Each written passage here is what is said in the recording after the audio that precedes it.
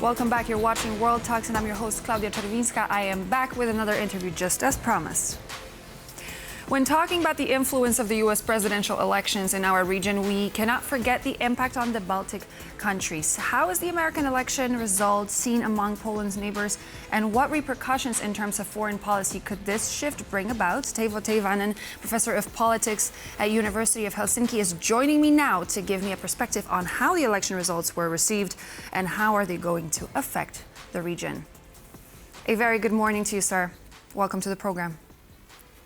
Good morning, dzień dobry. Wonderful to be here. Dzień dobry. So what would you say, in short, is the response of the Baltic states to the U.S. presidential election results? We know what's been said in Europe, but we would also like to find out about the Baltic states. Well, here, sitting around the Baltic in Finland, it's clear, and I think it's reflected in other places too, leaders, our political leaders, who I believe may not think Trump would have been their first choice, are very careful with their words. Also because they know the United States has a president whose attitude towards people criticizing him can go according to his mood. So careful commentary on that nothing much will change and the backdoor talk might be slightly different. You said that nothing might change and they're being very careful about the way that they structure their response to the U.S. election. And leading up to that moment, leading up to the U.S. election, a lot of people had a lot to say about Donald Trump's candidacy. So where is the discrepancy? What happened that everyone is trying to just conduct business as usual? Well, the biggest fear in our countries bordering Russia is, of course, for the foreign policy elites, like whether Trump will be holding to commitments in NATO, especially the fifth article, to defend through common defense these countries in case there's conflict with Russia. So I think that's a legitimate and fairly widely shared doubt now about Donald Trump as it has been before, but it's not politically useful, I think most political leaders think, to raise these doubts now and to be nice to Donald Trump and try to emphasize that we hope things will go on as before. It's also clear there will be more emphasis on bilateral relations, which again emphasizes the fact that individual leaders of individual countries have incentives to try to behave nicely towards Trump and not to raise the kinds of doubts that they might have in their private minds about him and the future for Europe. And what do you think, considering the Baltic states and their close proximity to Russia, is there fear among people that there might be potential escalation and that the presidency of Donald J. Trump is actually going to embolden Vladimir Putin?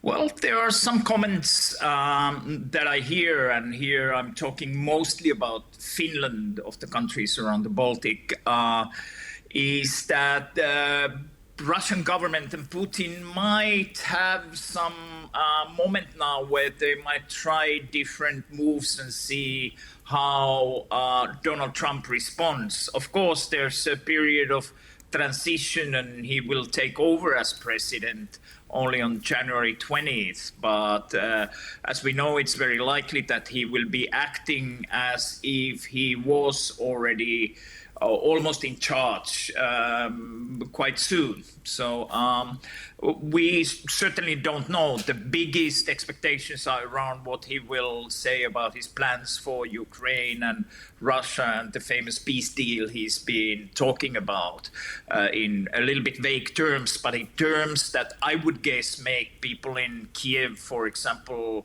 slightly worried. But as we've seen in Kiev, in Zelensky's quarters, they are not voicing any strong doubts about Donald Trump right now, partially, I believe, for the reasons I described are valid here in Finland and around the Baltic as well. It seems to be the case that different governments across the globe are trying to get the sense of how Donald Trump's next presidency is going to look like. We've heard at the end of May from Mr. Zelensky, who gave an interview to The Guardian, and he actually tried to play to Donald Trump's vanity, saying that if he's not going to help Ukraine, he's going to be seen as loser president. But now, considering Mr. Zelensky's words yesterday, that tune has changed as well. How do you view Donald Trump's words about NATO in regards to some countries are worse than enemies? What's your opinion on those words? And do you think that something in the foreign policy is actually going to change to not be so extreme as to say that? Of course, we know his rhetoric is sometimes quite strong, and on the one hand, we may think that for the military establishment and also many people around Trump, continuation of NATO more or less as it is, with what they hope will be increased defense spending by European partners, is a fairly likely scenario.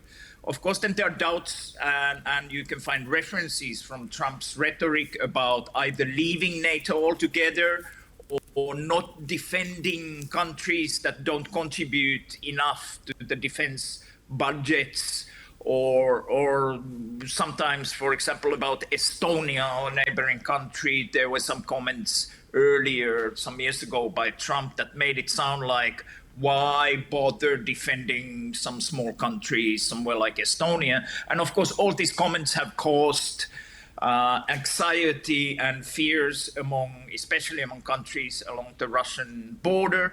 But right now, nobody really knows. I don't know if Donald Trump himself knows what kind of policy exactly he will take towards NATO. Commentators here in Finland are more siding with continuity than radical rupture in their scenarios.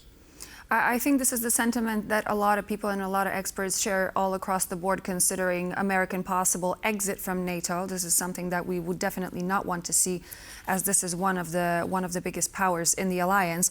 But Donald Trump, during his candidacy, mentioned, for example, in regards to Poland, that he does not have a problem with Poland being in the alliance, and because Poland has over 4% GDP spending on defense. How would you relate that to the situation in Finland that only recently joined the alliance? What's the spending, and does Finland have anything to fear? Well, for the first question, Finland, unlike some of the neighboring countries along the shores of the Baltic, like Sweden, kept its defense spending quite high, and especially in recent years when there have been significant acquisitions of military equipment, especially airplanes from the United States, and now there's some material coming from Israel. The defense spending is high. Finland is among the countries that already more or less comply with what Donald Trump has expressed as the hope. Then to the question, does Finland have something to fear? It's a big question. In Finland, it's always been like, in case Russia attacks, and it tends to happen in history sometimes, will someone come and help? This is the Finnish defense elite's main worry. Now, I think most people would think that the fact of being in NATO means that the threshold for attacking Finland alone is higher, and it's less likely that Russia would attack Finland now that Finland is in a NATO. But then again, in a major conflict, Finland might be a battleground state in ways where destruction might be stronger than in a non-NATO country. But we certainly, so this is more or less that people are balancing here, but fears are not so high. There are some fears related to Trump's victory, but in general, people are not like buying iodine from stores to think that there will be a nuclear attack soon or something like that, as the stories were telling in the world a couple of years ago about Finns moods. Most definitely. Let's hope that scenario never takes place. Teivo Teivainen, Professor of Politics at the University of Helsinki. Thank you for joining me. Thank you. And so this would be all for now here on World Talks, and we will be back with you. Jonas Szrawinski will have world news with some of the latest headlines, so stay tuned.